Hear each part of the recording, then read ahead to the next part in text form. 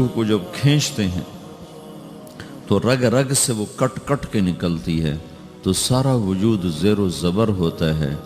سکرات کا درد ساری دنیا کے دردوں پر حاوی ہے. جب اس کی روح نکلتی ہے اور اس کو لے کر آسمان پر چلتے ہیں تو دروازے پر پہنچتے ہیں تو اندر سے فرشتے پوچھتے ہیں کون ہے؟ کہتے ہیں فلاں فلاں کا بیٹا ہے. کا نفس خبیثہ فی الجسد الخبیث، یہ تو وہی بدماش ہے جو بدماش جسم میں تھا، یہ وہ بدبخت روح ہے جو بدبخت جسم میں تھی.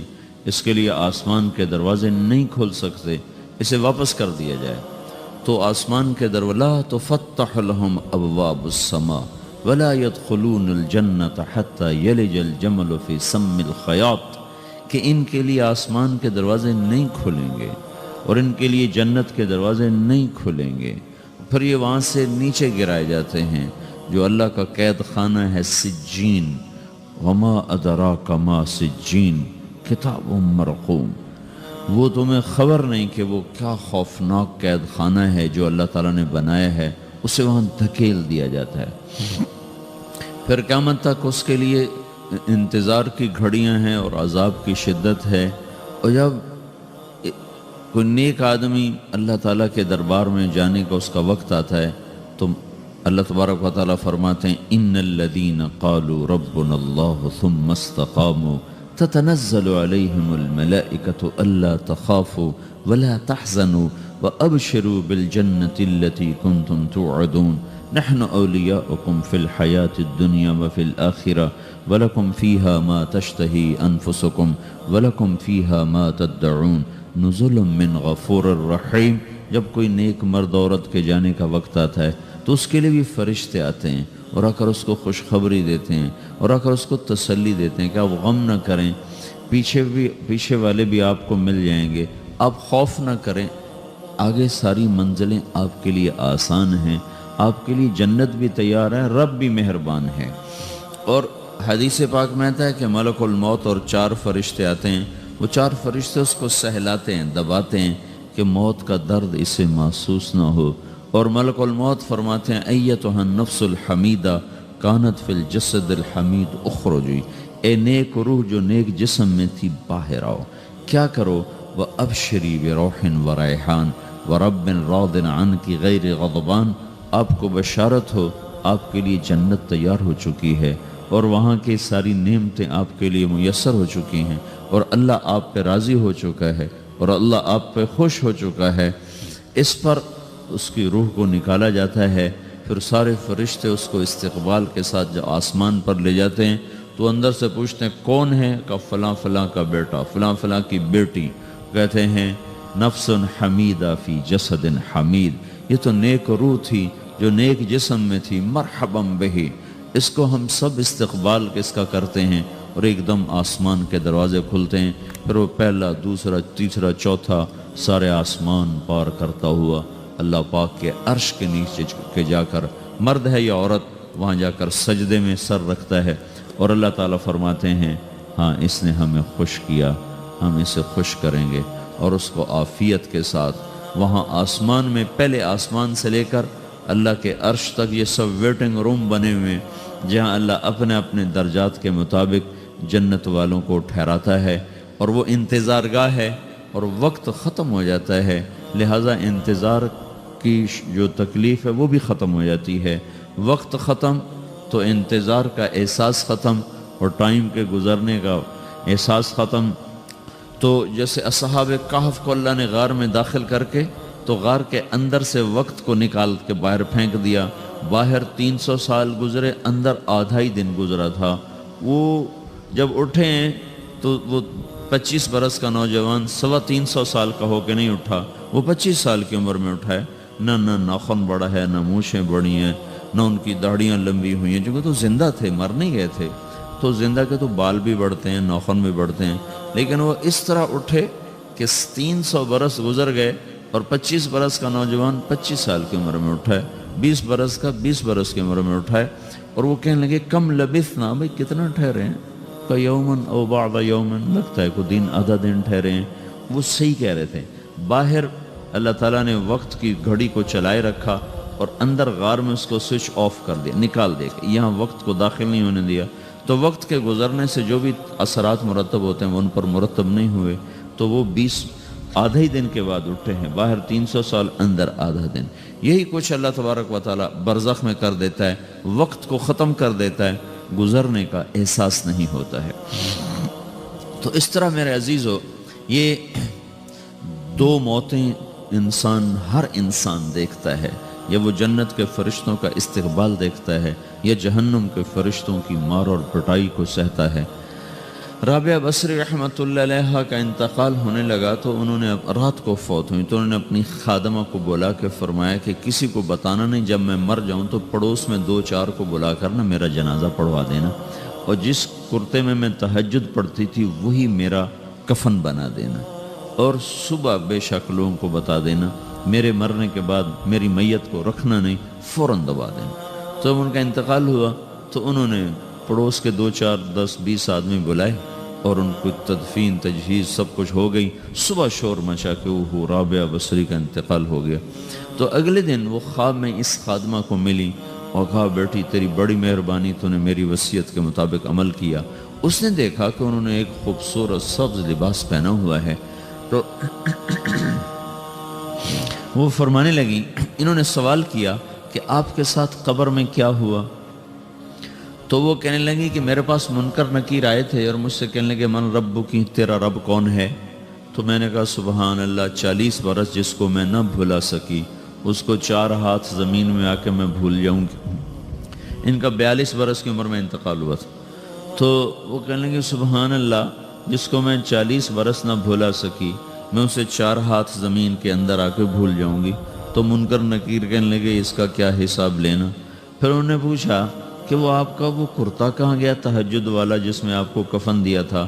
کہا، وہ اللہ نے مجھ سے لے لیا ہے اور میرے اعمال کے خزانے میں رکھ دیا ہے، قیامت کا دن میرا وہ کرتا بھی میرے ترازو میں تولا جائے گا، اور مجھے یہ لباس پہنایا ہے جو جنت کا لباس ہے۔ یہ بھی ایک موت ہے۔ اس طرح بھی لوگ مرتے ہیں۔ اور دوسری بھی ایک موت ہے، ہمارے علاقے کی بتا رہا ہوں، اپنے علاقے کی۔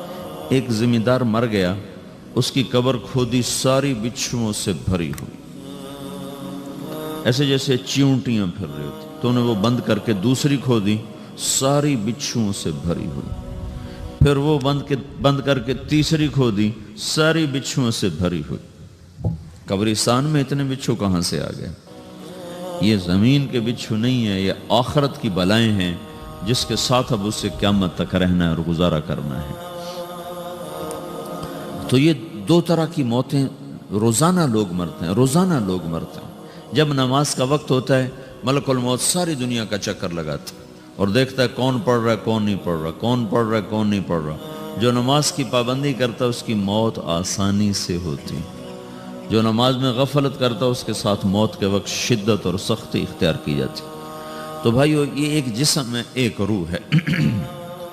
روح باقی رہنے والی چیز ہے، جسم مٹ جاتا ہے، پھر اللہ سے قیامت کے دن نیا جسم عطا فرمائے گا، ایک نیا جسم دیا جائے گا۔ روح وہی ہے جو اللہ کے خزانوں میں جمع ہو جاتی ہے۔ نافرمان کی سیاہ کالی روح ہوتی ہے، فرمان بردار کی روشن چمکدار روح ہوتی ہے۔ تو اللہ نے کچھ تقاضے جسم کے رکھے ہیں اور کچھ روح کے رکھے ہیں۔ جسم کے تقاضے پورے نہ کرو تو یہ پریشان ہو جاتا ہے، روح کے تقاضے پورے نہ کرو تو یہ پریشان ہو جاتی۔ روح کی پریشانی جسم سے زیادہ ہے، چونکہ روح کی طاقت جسم سے زیادہ ہے۔ جسم مٹی سے بنا ہے، اس کی غذا بھی مٹی سے نکلتی ہے۔ روح آسمان سے ہے، اس کی غذا بھی آسمان سے ہے۔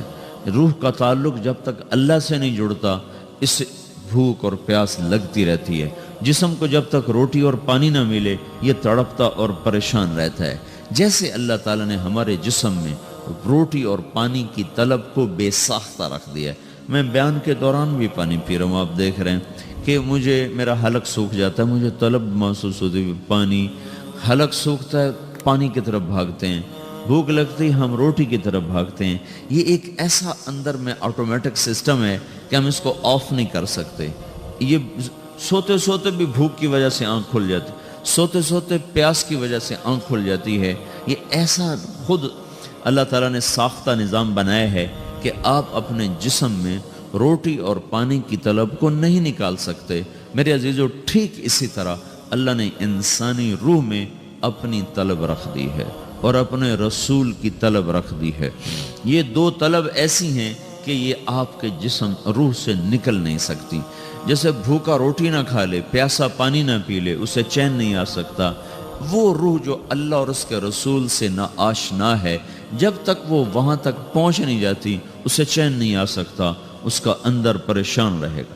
1997 میں جب جنید جمشید سے میری پہلی ملاقات ہوئی تو اس نے مجھ سے یہ سوال کیا کہ مولوی صاحب، ایک پاکستانی نوجوان جس گلیمر کو خوابوں میں دیکھتا ہے، وہ گلیمر تو مجھے زندگی میں ویسے ہی حاصل ہے. میرے چاروں طرف زندگی کا رقص ہے اور میری زندگی کی ہر خواہش، ہر تمنا پوری ہے. اس کے باوجود میرے اندر اندھیرا ہے، میرے اندر خلا ہے. مجھے لگتا ہے میں وہ کشتی ہوں جس کا کوئی ساحل نہیں، جس کی کوئی سمت نہیں، جس کا کوئی گھاٹ نہیں. یہ کیوں ہے؟ میرے ساتھ تو ایسا نہیں ہونا چاہیے. ایک عام لڑکا تو کہتا ہے ہائے کاش یہ ہوتا، اس کو وہ نہیں ہو رہا تو پھر وہ پریشان ہے، ہائے یہ ہوتا، ہائے وہ ہوتا. تو میں تو ہائے نہیں کرتا ہوں، میری تو ہر لذت اور خواہش میرے سامنے تشتری میں سجا کے پیش کی جا رہی. میں کیوں ایسا کر رہا ہوں؟ میں ہائے ہائے کیوں کر رہا ہوں؟ میرا اندر ویران کیوں ہے؟ میرے اندر میں خلا کیوں ہے؟ یہ وہی خلا ہے کہ وہ روح کی پیاس کو شراب میں بجھانا چاہتا ہے، وہ روح کی پیاس کو لڑکی میں بجھانا چاہتا ہے، وہ روح کی پیاس کو موسیقی سے بجھانا چاہتا ہے، وہ روح کی پیاس کو دنیا کی رعنائیوں میں 5 سٹار ہوٹلوں سے بجھانا چاہتا ہے. روح کیا جانے روٹی کیا ہے، شراب کیا ہے، پانی کیا ہے، عورت کیا ہے، موسیقی کیا ہے، گھنگرو کیا ہے، پائل کیا ہے، چھنکار کیا ہے. روح کو ان چیزوں کی کیا خبر؟ امریکہ میں ہماری ایک جماعت تھی تو 4 لڑکے 2 لڑکیاں، 4 لڑکیاں 2 لڑکے مسلمان ہوئے. تو ایک لڑکے کا نام رکھا تھا ابراہیم، اور اس کو جب پڑھایا نا کلمہ، انہوں نے کہا ہائے، انہوں نے کہا ہائے، اور دونوں ہاتھ یہاں رکھے سینے پر، دل پر، کہا ہائے. تو ہمارے ساتھی ہیں ڈاکٹر اختر، وہ کہنے لگے کیا ہوا کیا ہوا؟ کہنے لگا جب سے ہوش سنبھالا یہ جگہ خالی تھی، یہ تیرے کلمہ پڑھانے پر بھر گئی ہے کہ میری خوشی سے ہائے نکل گئی. یہ جگہ خالی رہے گی، یہاں شراب نہیں پہنچ سکتی، یہاں نغمہ اور موسیقی نہیں پہنچ سکتی، یہاں تالے لگے ہوئے ہیں، یہاں تک کوئی آواز نہیں جا سکتی. دل کے تاروں پر ایک ہی نغمہ چھڑ سکتا ہے اور وہ اللہ کی یاد کا ہے اور اللہ کی محبت کا ہے اور اللہ کے رسول کی محبت کا ہے. باقی کوئی مضراب ایسا نہیں جو ان تاروں کو چھیڑ سکے. باقی کوئی چیز، آواز ایسی نہیں جو دل کی دنیا پر جا کر دستک دے سکے. یہاں بند دروازے ہیں، یہاں صرف اللہ پہنچے گا، اللہ کے رسول کا تعلق پہنچے گا، باقی کوئی چیز یہاں نہیں جا سکتی. تو چونکہ آج ہمارا علم غلط ہو گیا ہے، پنکھا بند کرو، ہمارا علم غلط ہو گیا ہے، تو ہم نے ان دنیا کی چیزوں کو سب کچھ سمجھ کر اس کی دوڑ لگانا شروع کر دی ہے. تو روح آسمان سے ہے، اس کا تعلق اللہ سے بناؤ بھائیو. اللہ کا تعلق پائے بغیر نہ کوئی مرد مکمل ہے نہ کوئی عورت مکمل ہے. اور چونکہ براہ راست اللہ کو کوئی پا نہیں سکتا، چونکہ وہ ہمارے سامنے نہیں، اس کے اور ہمارے درمیان لاکھوں کروڑوں پردے حائل ہیں، تو اللہ اپنے بندوں میں سے ایک کو منتخب کر کے اپنا رسول بناتا ہے، اس پر اپنا آپ کھول دیتا ہے، پھر اسے کہتا ہے جا لوگوں کو بتا کہ یہ زندگی اللہ کو پسند ہے. وہ اللہ کا جو رسول ہے وہ بندوں اور رب کے درمیان واسطہ بن جاتا ہے. اللہ نے ہمیں حضرت محمد صلی اللہ تعالی علیہ وسلم جیسا رسول دے دیا. اللہ تعالیٰ نے اپنا آپ کسی کو نہیں دکھایا. موسیٰ علیہ السلام پہ ایک تجلی پڑی، ان کو 40 دن ہوش نہیں آیا. 40 دن اللہ سے ضد کرنے لگے، رب ارنی انظر الیک، اللہ میں تجھے دیکھنا چاہتا ہوں. اللہ تعالیٰ نے کہا موسیٰ یہ ہو نہیں سکتا. موسیٰ علیہ السلام اللہ کے نبی نے فرمایا لاڈلے نبی تھے، اللہ پاک سے ضد کر لیا کرتے تھے. پھر کہنے لگے نہیں یا اللہ میں نے ایک دفعہ تو ضرور دیکھنا ہے. تو اللہ تعالیٰ نے کہا اچھا تم ایسا کرو، میں طور پہ تجلی ڈالوں گا، فَإِنِ اسْتَقَرَّ مَكَانَهُ فَسَوْفَ تَرَانِي، تو میں تجلی ڈالتا ہوں طور پر، اگر طور کھڑا رہا تو تو بھی دیکھ لے گا. تو اب اللہ خود سامنے نہیں آیا، صرف ایک تجلی اللہ کے عرشوں کے اوپر سے آنا شروع ہوئی ہے. بیچ میں آپ فاصلہ گنے اور پھر وہ آ کر فلما تجلی ربہ للجبل، پھر وہ جبل پر پہاڑ پر آئی ہے، جعلہ دکا، وہ پہاڑ ریزہ ریزہ ہو کر ہواؤں میں بکھر گیا، وخر موسیٰ صعقا، اور موسیٰ علیہ السلام بے ہوش ہو کے گرے۔ اور جب ہوش آیا فلما افاقا، ہوش آتے کہنے لگے سبحانک، یا اللہ تو پاک بے عیب، میں تیرے بارگاہ میں توبہ کرتا ہوں، میں واقعی نہیں دیکھ سکتا ہوں۔ ہاں کلام کا شرف ملا ہے، زیارت نہیں ہوئی۔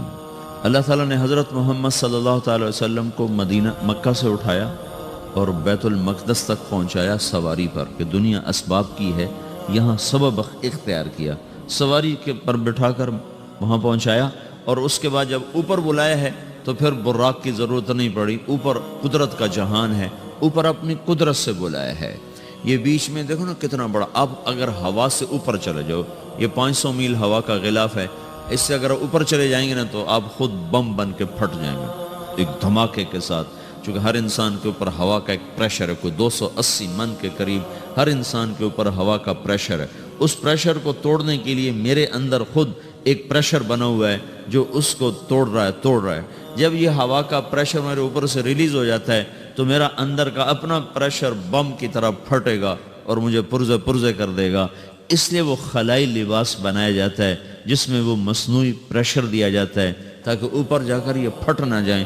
ہمارے نبی جس کرتے اور تہمد میں تھے اسی کرتے اور تہمد سے بیت المقدس سے چلے ہیں اور ہوا کو نہیں پار کیا، 7 آسمان ہی پار کر لی۔ اور پہلے آسمان پر حضرت آدم علیہ السلام نے استقبال کیا ہے، اور دوسرے آسمان پر حضرت عیسیٰ علیہ السلام، زکریا علیہ السلام، یحییٰ علیہ السلام نے استقبال کیا ہے، تیسرے آسمان پر حضرت یوسف علیہ السلام نے استقبال کیا ہے، چوتھے پر حضرت ادریس علیہ السلام نے استقبال کیا ہے، 5ویں پر ہارون علیہ السلام نے استقبال کیا، اور 6 پر موسیٰ علیہ السلام نے استقبال کیا، اور 7ویں آسمان پر ایک بیت اللہ دیکھا ہے جس کا طواف ہو رہا ہے۔ استقبال کو کوئی موجود نہیں، ایک بڑے میاں ایسے ٹیک لگا کے بیت اللہ کی یوں ٹیک لگا کے بیٹھے ہیں، گوٹھ مار کے، دونوں ہاتھوں کے ایسے گوٹھ مار کے بیٹھے ہیں، ان کی سفید داڑھی ہے، وہ نہیں اٹھے ہیں۔ باقی تو نبی بھی سامنے کھڑے ہوتے تھے استقبال کو، لیکن یہ بزرگ نہیں اٹھے ہیں۔ تو آپ نے پوچھا یہ کون بزرگ ہیں؟ تو جبریل نے کہا یہ آپ کے دادا ابراہیم علیہ السلام ہیں۔ آپ خود چل کے آگے گئے ہیں، وہ قریب آئے تو وہ اٹھے اور آپ کو گلے لگایا، ماتھا چوما، پیار کیا۔ سارے نبیوں نے استقبال کے دوران کہا تھا ہمارے بھائی آ گئے، مرحبا ہمارے بھائی آ گئے، لیکن جب ابراہیم علیہ السلام سے ملاقات ہوئی تو انہوں نے فرمایا مرحبا میرا بیٹا آ گیا، مرحبا میرا بیٹا آ گیا ہے۔ اور یہ جو حالانکہ مرتبہ تو ابراہیم علیہ السلام کا چھوٹا ہے، ہمارے نبی کا مرتبہ بلند ہے، لیکن رشتے میں ابراہیم علیہ السلام کا مرتبہ بلند ہے اور ہمارے نبی کا مرتبہ چھوٹا ہے۔ ابراہیم علیہ السلام اوپر جا کر دادا بن رہے ہیں اور یہ نیچے پوتا پڑپوتا بن رہے ہیں، تو رشتے کی نسبت میں آپ چھوٹے ہیں وہ بڑے ہیں۔ مرتبے اور مقام میں تو اللہ کے بعد آپ کا اور آپ کے سامنے کوئی ہے نہیں، بس اوپر اللہ اور نیچے اللہ کا رسول ہے، باقی سب نیچے ہیں۔ لیکن یہ امت کو سبق دینا تھا کہ اللہ تعالیٰ کو معلوم تھا کہ آنے والی یہ جو نسل ہے یہ ماں باپ کے نافرمان ہوں گی، چونکہ انہیں صرف پیسہ کمانا، آپ کا بھی قصور نہیں، آپ کو ٹیکسٹائل سکھائی جا رہی، کوئی ماں باپ کی تعظیم تو نہیں سکھائی جا رہی، اور خود آپ کے ماں باپ نے آپ کو نہیں بتایا کہ ماں کسے کہتے ہیں، باپ کسے کہتے ہیں۔ جس چیز نے بتانا تھا وہ آپ نے پڑھا نہیں، وہ تو دین نے بتانا تھا، قرآن نے بتانا تھا، سیرت نبی نے بتانا، وہ سیرت آپ نے پڑھی نہیں، قرآن آپ نے پڑھا نہیں۔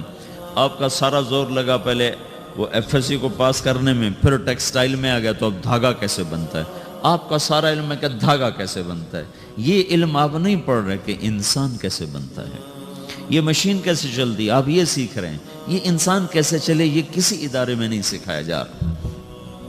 وہ اداروں کا یہ موضوع ہی نہیں کہ انسان بناؤ، اداروں کا موضوع ہے بس روبوٹ بناؤ جنہیں بس دھاگا بنانا آتا ہو، کسی کو دوائی بنانی آتی ہو، کسی کو حل بنانا آتا ہو، کسی کو بم بنانا آتا ہو، کسی کو کپڑا بنانا آتا ہو، کسی کو لوہا بنانا آتا ہو، کسی کو سونا ڈھالنا آتا ہو، کسی کو زمین کا سینہ چیرنا آتا ہو۔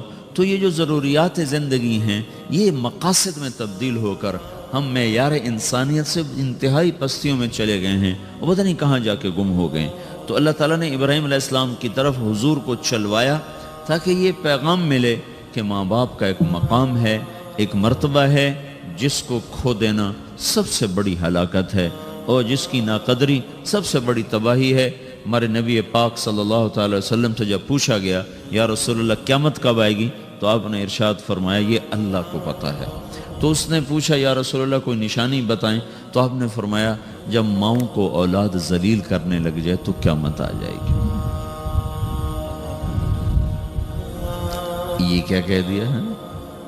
حالانکہ آپ نے صاف کہا ہے جب دنیا میں ایک آدمی بھی اللہ کا نام لینے والا باقی نہیں بچے گا تو قیامت آ جائے گی۔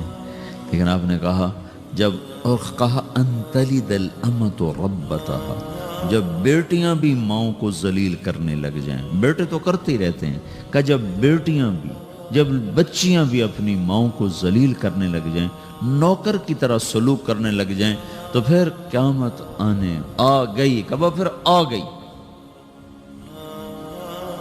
ایک لڑکی اپنی ماں کو کہہ رہی تھی بکواس نہ کر، میں سن رہا تھا میرے سامنے کی بات، اور اپنی ماں کو کہہ رہی تھی بکواس نہ کرو، تو اس کے آنسو ایسے ڈھلک کر اس کے گالوں پر نیچے جا رہے تھے، نیچے جا رہے تھے، نیچے جا رہے تھے۔ یہ آنسو وہ ہیں جو ساری کائنات کو آگ لگا دیں گے، زیر زمین آسمان کا نظام زیر و زبر ہو جائے گا۔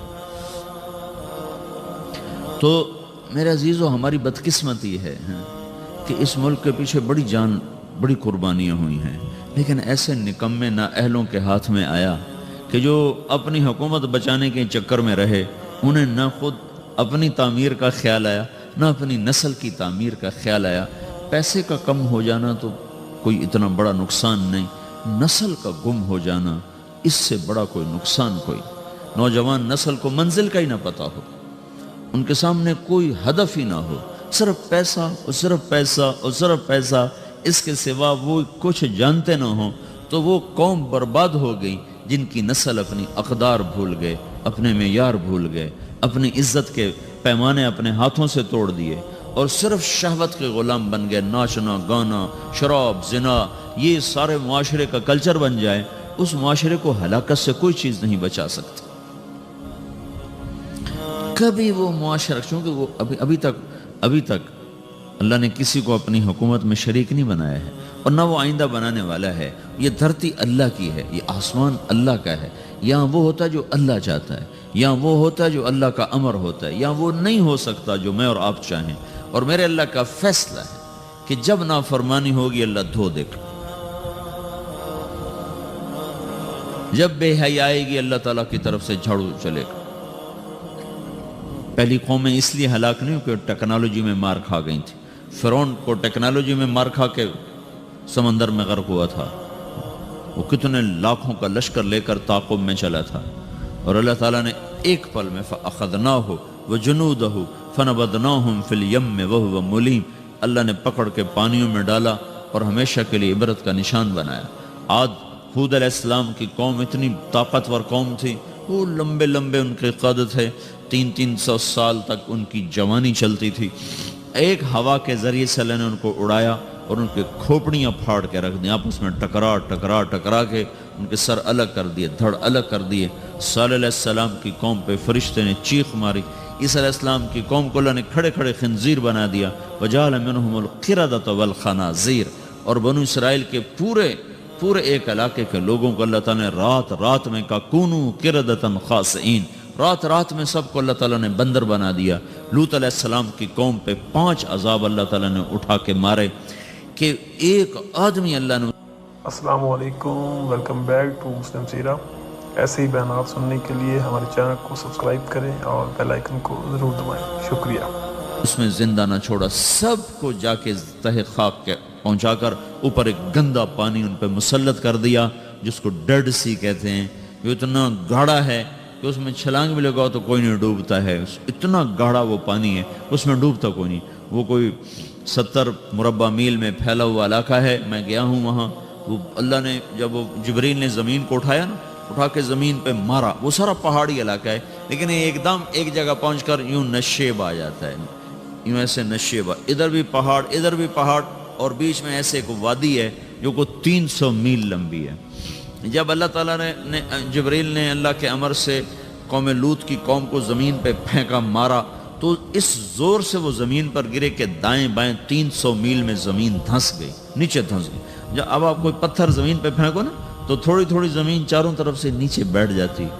پوری بستی تھی لاکھوں کی آبادی کی، جس کو نیچے سے اکھاڑا اور اوپر سے جا کر زمین پر جو پھینکا وہ اتنے زور سے گرے کہ 300 میل دائیں بائیں زمین اندر دھنس گئی، ادھر بھی پہاڑ ادھر بھی پہاڑ، اور بیچ میں پوری ایک وہ وادی بن گئی ہے جس میں اب خیر اب آبادی ہے، لیکن وہ جگہ وہاں ابھی تک وہ گندا پانی کھڑا ہوا ہے جو اس بات کا اعلان کر رہا ہے کہ نافرمانی کے ساتھ یہ کیا جاتا ہے، چونکہ ابھی تک کائنات کی باغ ڈور اللہ کے ہاتھ میں ہے اور فیصلے وہ آسمان سے کرتا ہے، نظام وہ چلاتا ہے، ترتیب اس کے ہاتھ میں ہے، قدرت اس کے ہاتھ میں ہے، حکومت اس کے ہاتھ میں ہے، فیصلے وہ کرتا ہے۔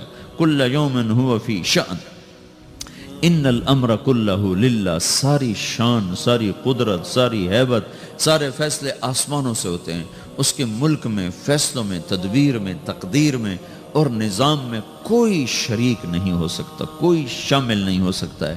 تو بھائیو وہ جب ناراض ہوتا ہے تو زمین و آسمان کو زیر و زبر کر دیتا ہے، اور جب وہ راضی ہوتا ہے تو زمین و آسمان کی برکتوں کے دروازے کھول دیتا ہے۔ تو اللہ تعالیٰ نے ہمیں حضرت محمد صلی اللہ تعالی علیہ وسلم جیسا راہبر دیا جس نے قیامت تک آنے والی ایک ایک چیز کو آنکھوں سے دیکھ کے بتا دیا۔ آپ کو اللہ تعالیٰ نے جنت دکھائی، جہنم دکھائی، پر جنت جہنم تو بڑی چھوٹی چیز ہے۔ میں یہ کہہ رہا تھا کہ اللہ تعالیٰ نے ہمارے نبی کو وہ آنکھ عطا فرمائی کہ ساتوں آسمان سے اٹھا کر، سدرۃ المنتہا سے اٹھا کر، عرش کے اوپر سے اٹھا کر، سارے 70,000 سے مراد ہے بے شمار، 70,000 بے شمار جو پردے تھے اللہ اور خلقت کے درمیان، وہ سارے اٹھا کر اللہ اپنی ذات کے ساتھ سامنے آ گیا تھا اپنے نبی کی۔ حضرت ابن عباس نے پوچھا یا رسول اللہ رأیت ربک؟ قال رأیت نورک، آپ نے اپنے رب کو دیکھا یا رسول اللہ؟ کہا ہاں میں نے دیکھا، میں نے اس کے نور کا، اس کے جمال کا میں نے مشاہدہ کیا۔ وہ آنکھ کتنے علم رکھتی ہے جو اللہ کو دیکھ لے، وہ کان کتنے طاقتور ہیں جو اللہ کی آواز سن لے، وہ سینہ کتنا طاقتور ہے جو اللہ کی تجلیات کو ہضم کر جائے۔ دیکھو نا موسیٰ علیہ السلام پہ تجلی آئی پہاڑ سے لوٹ کر آئی ہے، ہوش نہیں آیا ہے، یہاں سیدھا اللہ کی ذات عالی کا دیدار ہے، اور اللہ کو آنکھ دیکھ رہی ہے، کان سن رہا ہے، زبان بات کر رہی۔ التحیات للہ والصلوات والطیبات، یہ اللہ تعالیٰ سے یہ بات ہو رہی۔ آگے جواب آ رہا ہے السلام علیک ایہا النبی ورحمت اللہ وبرکاتہ۔ اس کے جواب میں ہمارے نبی فرما رہے ہیں السلام علینا وعلی عباد اللہ الصالحین۔ یہ مکالمہ اللہ کے سامنے دیکھتے ہوئے، اللہ کی سنتے ہوئے، کتنا عظیم رسول اللہ تعالیٰ نے بنایا۔ پھر مکالمہ ہو رہا ہے یا اللہ ابراہیم کو آپ نے خلیل بنایا، اور موسیٰ علیہ السلام کو آپ نے کلیم بنایا، اور داؤد علیہ السلام کو آپ نے لوہا نرم کر کے دیا، اور سلیمان علیہ السلام کو یا اللہ آپ نے ہوا تابع کر کے دی، اور عیسیٰ علیہ السلام کو یا اللہ آپ نے مردے زندہ کر کے دیے، تو یا اللہ میرے لیے کیا ہے؟ یہ اللہ سے ساتھ بات ہو، اتنا لمبا چوڑا مکالمہ ہو رہا ہے۔ تو آگے اللہ تعالیٰ جواب میں ارشاد فرما رہا ہے اولیس قد آتیتک افضل من ذلک کلہ، اے میرے نبی میں نے تمہیں سب چیز سے اعلیٰ چیز عطا کی ہے، اللہ ذکرت الا ذکرت معی، قیامت تک تیرا میرا نام اکٹھا رہے گا، جدا نہیں ہو سکتا۔ سب سے اعلیٰ چیز قربت دے دی کہ میں نے آپ کو اپنے قریب کر لیا۔ اب یہ لا الہ الا اللہ کے ساتھ محمد الرسول اللہ جڑ گیا ہے، اب یہ کبھی نہیں مٹ سکتا۔ اللہ کو پانے کے لیے کوئی راستہ نہیں۔ محمد الرسول اللہ سند ہیں، ڈگری ہیں۔ کیوں بھائی؟ ادھر بازار، ادھر کسی مل میں کوئی چلا جائے گا جی میں ٹیکسٹائل انجینئر ہوں مجھے رکھ لو، تو سب سے پہلی چیز وہ کیا کہیں کہ آپ کے پاس ڈگری ہے؟ پاکستان میں 2 کالج ہیں، ایک یہاں ایک دوسرا کہاں ہے؟ کراچی میں ہے۔ تو سب سے پہلی چیز جو آپ سے مانگیں گے نا، کہیں گے آپ اپنے ڈگری دکھاؤ، تو آپ وہاں جعلی سند پیش کر سکتے؟ جعلی سند کے ساتھ آپ کو کوئی رکھے گا؟ تو وہ کہیں گے جی آپ ہمیں ڈگری لاؤ۔ یہ ڈگری، یہ سند، یہ ایک ضمانت ہے کہ یہ آدمی صحیح جانتا ہے، اس کے عالم ہونے کی ضمانت نہیں ہے، اس صرف اس بات کی ضمانت ہے کہ یہ آدمی صحیح راستے پر ہے، صحیح چیز کو اس نے حاصل کیا ہوا ہے۔ ایم بی بی ایس کی ڈگری دکھاؤ گے، وہ ویسے کوئی بیٹھ جائے پھٹا لگا کے تو پکڑ کے جیل میں ڈال دیں گے. تو اللہ تک پہنچنے کے لیے صرف ایک راستہ، وہ حضرت محمد صلی اللہ تعالی وسلم کی پاک زندگی ہے. اسے چھوڑ کر، اس سے ہٹ کر کوئی اللہ تک پہنچنے کا دعویٰ کرے تو بھائیو وہ گمراہی پر ہے، وہ صحیح راستے پر نہیں ہے، وہ اللہ کو نہیں پا سکتا، وہ اللہ تک نہیں جا سکتا. اللہ تک جانے کے لیے صرف حضرت محمد صلی اللہ تعالی وسلم کی پاک زندگی ہے. اب اس کی حفاظت اللہ کے ذمے تھی کہ چونکہ آپ کی زندگی نے نمونہ بننا تھا تو اللہ تعالیٰ نے اس کو قیامت تک کے لیے محفوظ کر دیا، تاکہ اس میں کوئی آج کے دور کا ٹیکسٹائل کا لڑکا کہے جی اللہ کو کیسے راضی کروں، تو یہ دیکھو یہ قرآن ہے جس کے زیر و زبر میں کوئی تبدیلی نہیں کر سکا، اور یہ اللہ کے محبوب کی سیرت اور زندگی ہے جس میں آج تک کوئی دجال اپنی طرف سے کوئی چیز داخل نہیں کر سکا. یہ سکہ بند چیز ہے، اس کے پیچھے چلو گے تو اللہ ملے گا، عورتیں چلیں گی ملے گا، مرد چلیں گے ملے گا. اس سے ہٹ کر ان ترتیبوں کو توڑ کر جو کہیں گے ہمیں اللہ مل گیا ہے تو وہ دھوکے کا شکار ہیں. اس لیے قیامت کا ایک نام ہے تغابن، وذالک یوم التغابن، دھوکے کا دن، فراڈ کا دن. فراڈ کا دن کیا مطلب؟ اس دن نافرمان کہیں گے ہائے ہمارے ساتھ دھوکا ہو گیا، ہائے ہمارے ساتھ دھوکا ہو گیا، ہم دھوکے میں مارے گئے. تو اس دن ایک پکار چل رہی ہوگی، دھوکا ہو گیا، دھوکا ہو گیا، دھوکا ہو گیا، فراڈ ہو گیا، ہم کیا تھے، ہم کیا سمجھتے رہے، نکلا کیا، ہم کدھر جا رہے تھے، پہنچے کہاں. تو یہ ایک نام قیامت کا یوم التغابن بھی رکھا گیا ہے کہ اس دن ہر نافرمان اپنے دھوکے سے نکلے گا، لیکن اس دن بات ختم ہو چکی ہوگی، مہلت ختم ہو چکی ہوگی. تو میرے عزیزو، حضرت محمد صلی اللہ تبارک و تعالی علیہ وسلم کی پاک زندگی وہ اللہ تک پہنچنے کے لیے نمونہ ہے. آپ کی پیدائش سے لے کر وفات تک ساری زندگی اللہ تعالیٰ نے محفوظ کر دی ہے. ایسی محفوظ کی ہے کہ نہ کسی بادشاہ کی ایسے تاریخ لکھی گئی، نہ کسی بڑے وزیر کی ایسے تاریخ لکھی گئی، نہ کسی سائنسدان کی، نہ کسی دانشور کی، نہ کسی مفکر کی، نہ کسی شاعر کی. ایک یتیم کے لیے اللہ نے جو قلم چلوایا لوگوں کا.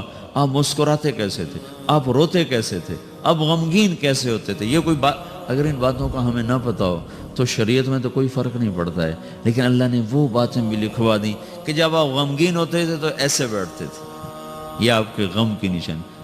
سیدھے ہاتھ سے داڑھی پکڑی ہوتی تھی اور اس کونے کو اس ہاتھ پہ رکھا ہوتا تھا ایسے، اور آپ ایسے بیٹھے ہوتے تھے. یہ آپ کے غم کی نشانی کہ آج اللہ کا نبی غمگین بیٹھا ہے. اور تھوڑی دیر کے بعد آپ ایسے سر پر ہاتھ پھیرتے ایسے، اور پھر یوں داڑھی پکڑ کے بیٹھ جاتے، ایسے بیٹھتے تھے. اتنی باریک. اگر مثلا یہ چیز آپ کو مجھے معلوم نہ ہو تو ہمارے کیا فرق پڑتا ہے؟ لیکن اللہ نے ایک ہی حبیب بنایا، ایک، اس سے محبت کی، اس سے عشق کیا، پھر اس کی زندگی کو اللہ تعالیٰ نے خود، اس کی ساری اداؤں کو اللہ تعالیٰ نے خود. آپ کہاں مسکرائے کہ دانت ظاہر ہوئے، آپ کہاں مسکرائے کہ داڑھیں بھی ظاہر ہوئیں.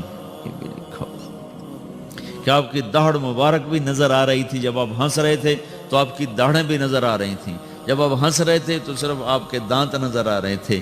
آپ کس جگہ پر کیسا روئے، ہچکیوں سے روئے یا آنسوں سے روئے، یا آپ نے ٹھنڈی آہ بھری. یہ اتنی چھوٹی چھوٹی باریک باتوں کو بھی اللہ تعالیٰ نے محفوظ کر کے لکھوا دیا. آپ کو کیا پسند ہے، آپ کو کون سا گوشت پسند ہے؟ آپ کو دستی پسند تھی، بکری کی دستی، تو ابو عمر رضی اللہ تعالیٰ عنہ آپ کے لیے نا پکا رہے تھے، دیکھ پکا رہی تھی اور لوگوں کے لیے.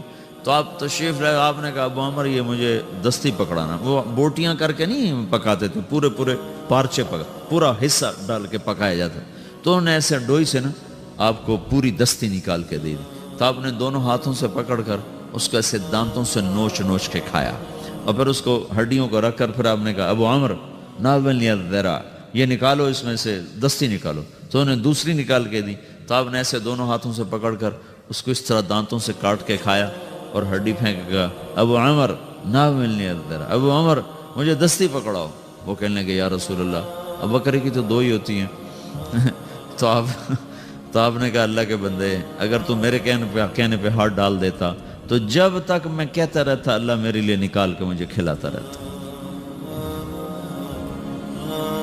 آپ کو شہد کا شربت پسند تھا، کھجور کا شربت پسند تھا، انگور کا پھل پسند تھا، برنی کھجور پسند تھی، اجوا کھجور پسند تھی، بے روحا کا ٹھنڈا پانی پسند تھا، سفید لباس آپ کو پسند تھا، قمیص آپ کا پسندیدہ لباس تھا، چال میں آپ کے عاجزی اور مسکنت تھی، پاؤں چھوٹے رکھتے تھے، چال میں تیزی ہوتی تھی، گردن جھکی ہوتی تھی، نظر اٹھا کے نہیں چلتے تھے، مردوں میں بھی بیٹھتے ہوئے آپ کی نظر نہیں اٹھتی تھی، چہ جائے کہ کوئی عورت سامنے آ جائے۔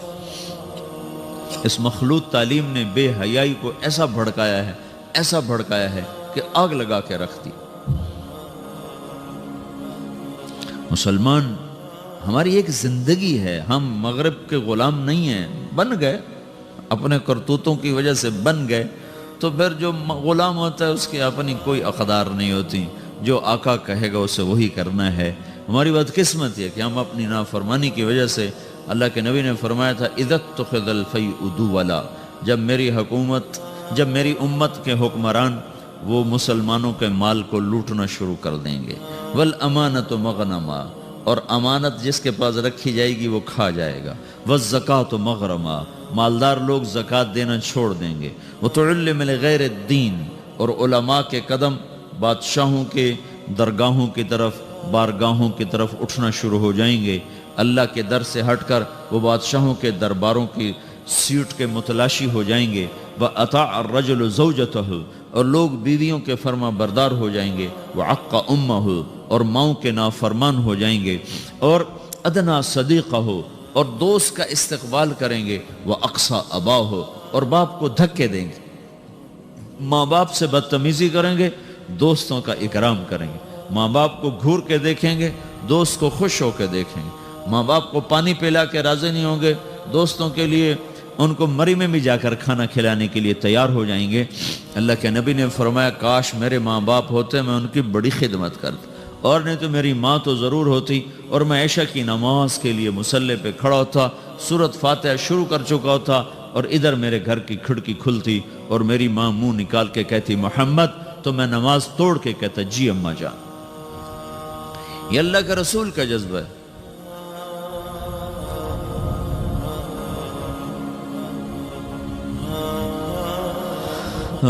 ابو ہریرہ رضی اللہ عنہ جہاد پر تیار ہو گئے، ان کی ماں نے کہا بیٹا مجھے اکیلے چھوڑ کے تو نہ جا، کہا نہیں، اللہ کے نبی نے کہا میں نے جانا ہے، تو انہوں نے کہا میں تجھے اپنے دودھ کا واسطہ دیتی ہوں جو میں نے تمہیں پلایا ہے، مجھے چھوڑ کے نہ جا، کہا نہیں میں نے جانا ہے، اور ہتھیار سجا لیے۔ ان کی ماں نے اللہ کے نبی کو پیغام بھیجا کہ میں نے ابو ہریرہ کو دودھ کا واسطہ دیے پھر بھی نہیں رکا۔ ابو ہریرہ ہتھیار سجا کے مسجد میں آئے تو آپ نے منہ ادھر پھیر لیا، ابو ہریرہ کو دیکھا بھی نہیں، وہ پریشان ہو گئے، کیا ہو یا رسول اللہ؟ کہا چلے جاؤ، مجھے تمہارے جہاد کی ضرورت نہیں، تیری ماں نے تجھے دودھ کا واسطہ دیا پھر بھی تیرا دل نہ پسیجا، اس کے بعد تو کون سا جہاد کرنا چاہتا ہے؟ کس جہاد میں تو جانا چاہتا؟ آپ جنت میں تشریف لے گئے تو آپ نے جنت میں قرآن کی تلاوت سنی، آپ نے پوچھا یہ کون تلاوت کر رہا ہے؟ تو فرشتوں نے کہا جی حارثہ بن نعمان تلاوت کر رہے ہیں۔ حارثہ مدینے بیٹھا ہے، تلاوت اتنے آواز آ رہی ہے کی چکر ہے؟ انہوں نے کہا جی ماں کی خدمت کی وجہ سے اللہ نے یہ عزت بخشی، جب قرآن پڑھتا اللہ ساری جنت کو سناتا۔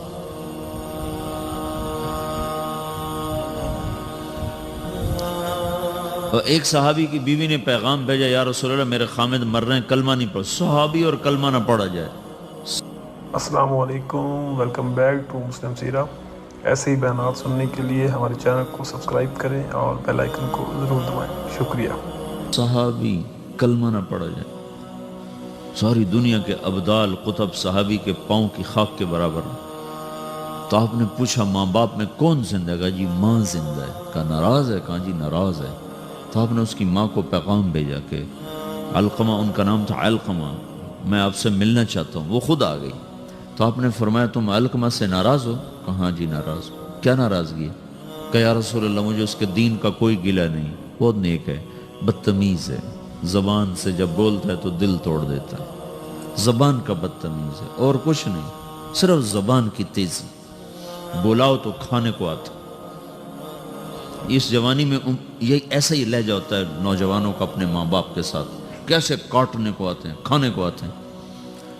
یہ تو صحابی کا کلمہ روکا پڑا، میرے آپ کے ساتھ کیا ہو؟ اگر تم نے ماں باپ کو ایسے بدتمیزی سے بولنا سیکھ لیا تو کیا کرو گے مرتے وقت؟ تمہاری ٹیکسٹائل تو نہیں تمہارے کام آنے کی قبر میں۔ اگر تم صرف ٹیکسٹائل انجینئر ہو تو مکڑی تم سے بہتر ٹیکسٹائل انجینئر، کیسا دھاگا بناتی اور کیسا نقشہ بناتی۔ تو آپ نے کہا معاف کرو گی؟ کہا نہیں، میں نہیں معاف کروں گی۔ تو آپ نے حضرت بلال سے کہا بلال لکڑیاں اکٹھی کرو اور علقمہ کو آگ لگاؤ۔ وہ کہنے گے یا رسول اللہ، وہ کہنے گے آپ علقمہ کو آگ لگائیں گے؟ کہا ہاں۔ تو معاف نہیں کرے گی نا تو یہ سیدھا دوزخ میں جائے گا، اور میں جلا دوں گا تو دوزخ سے بچ جائے گا۔ تو کہنے گے نہیں، اتنا تو میرا حوصلہ نہیں کہ میں یہ دیکھ سکوں، میں اسے معاف کرتی ہوں۔ یہ کہنا تھا میں معاف کرتی ہوں تو علقمہ کی زبان پہ کلمہ جاری ہو گیا، اور ساتھ ہی ان کا انتقال ہو گیا۔ پھر آپ نے اس کا جنازہ پڑھایا، پھر آپ نے فرمایا جس نے ماں باپ کو دکھ دیا اس پہ اللہ کی لعنت، فرشتوں کی لعنت، زمین آسمان کی لعنت، نہ نماز قبول ہوگی، نہ روزہ، نہ صدقہ۔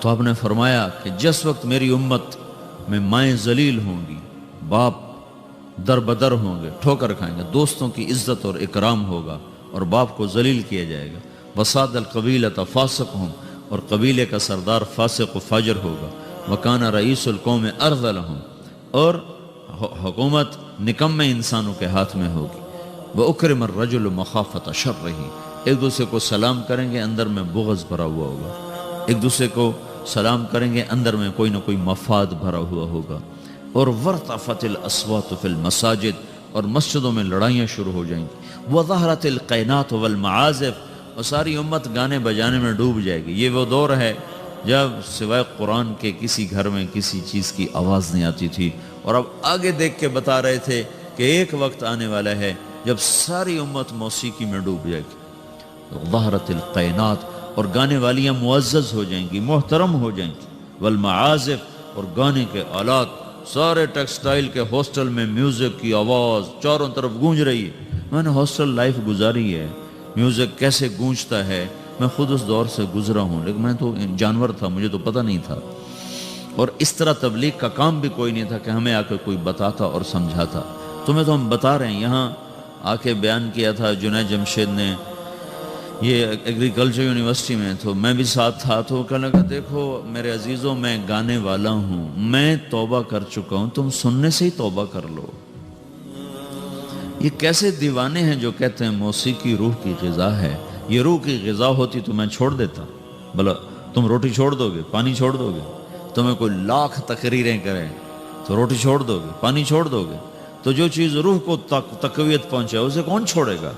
روح کو تقویت پہنچانے کے لیے صرف تم ایک دفعہ کہتے نا اللہ، تو تمہاری روح کا رواں سرشار ہو جاتا۔ جب کہتے نا لا الہ الا اللہ، تو تمہاری ساری روح میں نغمے نغمے گونجنے لگتے۔ تو اس نے کہا میں گانے والا توبہ کر چکا، تو سننے والی بھی تو توبہ کرو، کہ ظہرت القینات والمعازف، گانے والیاں معزز، گانے موسیقی عام، وشربت الخمور، اور شراب پی جائے گی۔ وَلَانَ آخِرُ هَذِهِ الْأُمَّةِ اول، میں لاہور میں تھا، ایک بڑے افسر کہنے لگے جی قرآن میں کہاں لکھا ہے شراب حرام ہے؟ میں نے کہا قرآن میں کہاں لکھا ہے زنا حرام ہے؟ دکھا دو کہیں قرآن میں لکھا ہو کہ زنا حرام ہے۔ چلو زنا تو ایک مسلمان بھی کر سکتا ہے، شراب ایک مسلمان بھی پی سکتا ہے، سارے قرآن میں کہیں دکھا ہو کہ لکھا ہو شرک حرام ہے، پتھر کی پوجا حرام ہے۔ کہ اللہ کے بندو، تم نے انگریزی پڑھی ہے، تم نے عربی نہیں پڑھی، تم عربی کا محاورہ کیسے سمجھ سکتے؟ ایک حرام کرتے ہو، ایک اس کو حلال کہتے ہو، ایک شراب پینا ایک اس کو حلال کہنا، ایک نماز نہ پڑھنا ایک اس کو حلال کہنا، یہ تو اسلام سے ہی باہر نکل گئے۔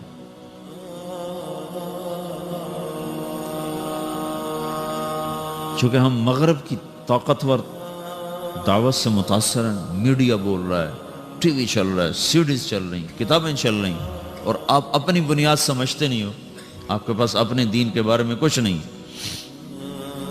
95% نوجوان نماز نہیں پڑھتے۔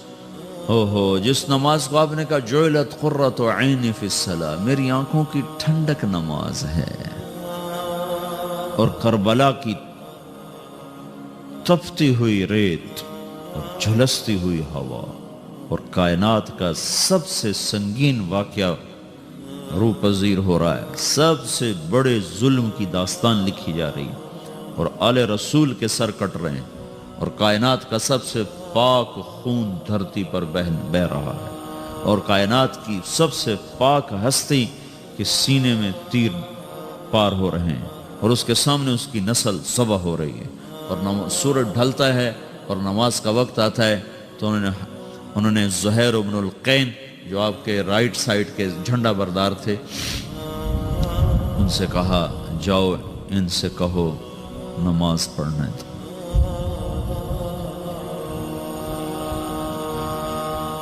اب نماز پڑھنے کی کیا ضرورت، ابھی تو اللہ سے ملاقات ہو جانی ہے، تو نام بھی پڑھیں تو کیا حرج ہے، تھوڑی دیر کے بعد تو سر کٹنے والا ہے۔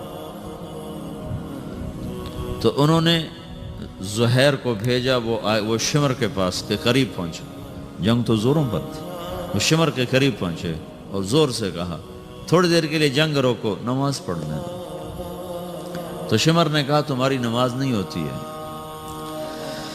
تو انہوں نے کہا اللہ کی لعنت ہو تم پر، جن کے طفیل نماز ملی ان کی نہیں ہوتی، وہ اس گھر کی وجہ سے تو نماز ملی ہے، انہی کی نہیں ہوتی، تمہاری ہوتی ہے۔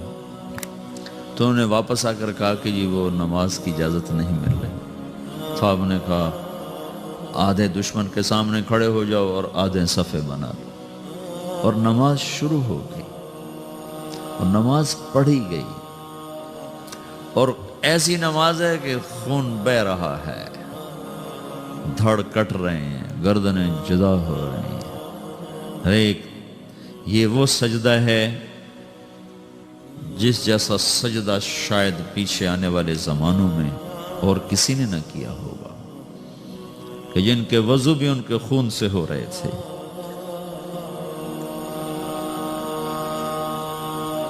جن کے مصلے وہ کربلا کی تپتی ہوئی ریت بن رہی تھی۔ 95% لوگ نماز نہیں پڑھتے۔ قرآن کا پہلا صفحہ کہہ رہا ہے الذین یؤمنون بالغیب ویقیمون الصلاۃ۔ سارے قرآن کو ڈھونڈنے کی ضرورت، صرف پہلا صفحہ پڑھ لو۔ کامیاب کون لوگ ہیں؟ جو اللہ پر ایمان لائے، غیب پر، اور نمازوں کو زندہ کر دیا۔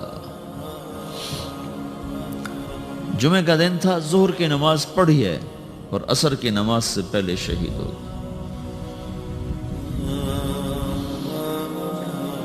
اور حضرت عمرو بن عاص رضی اللہ تعالیٰ عنہ مصر کے لڑائی میں امیر تھے، تو انہوں نے عیسائیوں نے پیغام بھیجا جمعہ تمہارا دن ہے، ہفتہ یہود کا دن ہے، اتوار ہمارا دن ہے، پیر کے دن جنگ ہوگی۔ ٹھیک ہے۔ تو جمعے کی نماز ہو رہی تھی اور انہوں نے بدعہدی کی اور اچانک حملہ کر دیا۔ دوسری رکعت میں کھڑے تھے، پہلی ہو چکی تھی جب عیسائیوں نے آ کر حملہ کیا ہے۔ پیچھے حملہ ہوا ہے، آگے نماز ہو رہی ہے، اب نماز توڑ دینے کا عین حکم آ چکا ہے، نماز توڑ دو، بعد میں پڑھ لو، اور ابھی ان کا جواب دو۔ ایک آدمی نے نماز نہیں چھوڑی، کٹتے رہے، نماز نہیں چھوڑی۔ اور سرار لشکر عمرو بن عاص خود نماز پڑھا رہے تھے۔ اس ایک رکعت میں 2 صفیں پوری کٹ گئیں۔ سارے مصر کی جنگوں میں 5 برس میں اتنے لوگ شہید نہیں ہوئے جتنے اس نماز کی ایک رکعت میں شہید ہوئے۔ اور تم لوگ صرف اچھے بھلے نمازی امتحان میں نماز چھوڑ دیں گے، پڑھائی کا زور پڑ گیا، پڑھائی کا زور پڑ گیا،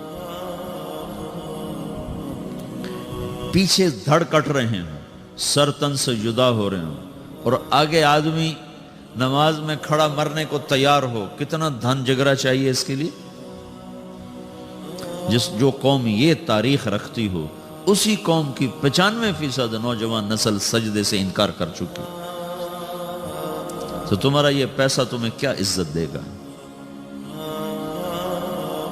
تمہاری ٹیکسٹائل تمہیں کہاں پہنچا سکتی ہے جب تم اللہ اور اس کے رسول سے ہی باغی ہو جاؤ گے؟